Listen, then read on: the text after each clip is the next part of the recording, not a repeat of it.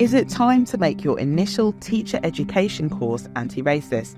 Here are some ways that Chester University used the anti-racism framework for initial teacher education and training to transform their course. Chester started with part C2 of the framework to ask, what do we know about our placement schools policies and practices towards racism? Were processes in place to gather information on each partnership school's anti-racism policies?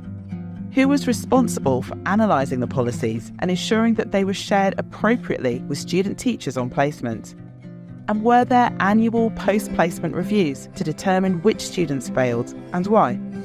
Chester then collaborated with trusted partners whose anti-racism policies were sound to develop a cohesive system of support across all partnership schools. For those partnership schools that didn't already have an anti-racism policy, they designed a guidance leaflet to help them develop one.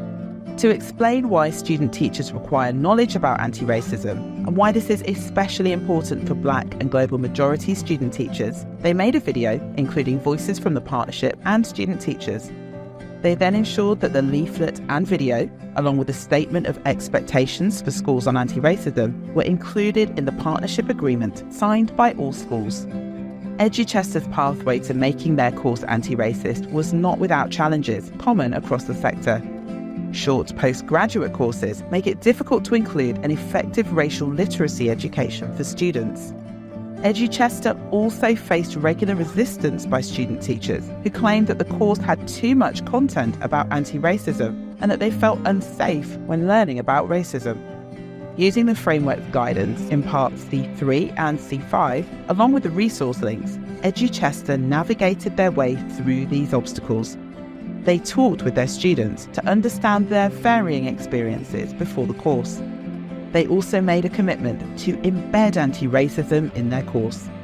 They held regular meetings to discuss how best to support students' understanding of racism across the course, thinking about interpersonal interactions, for example through racial microaggressions, and educational systems and structures such as the curriculum. Crucially, they ensured students could understand and be critical of the notion of safety or comfort when discussing race and racism, in asking, safe for whom? So they could take ownership of their own discomfort. Chester knows that courageous leadership recognises and accepts that anti-racism is not simple and is not a quick fix. The leadership at Chester recognises that everyone concerned needs both courage and support. Start your journey towards an anti-racist ITE course by downloading the framework and demonstrating courageous leadership to realise the racial equality we all seek, desire and deserve.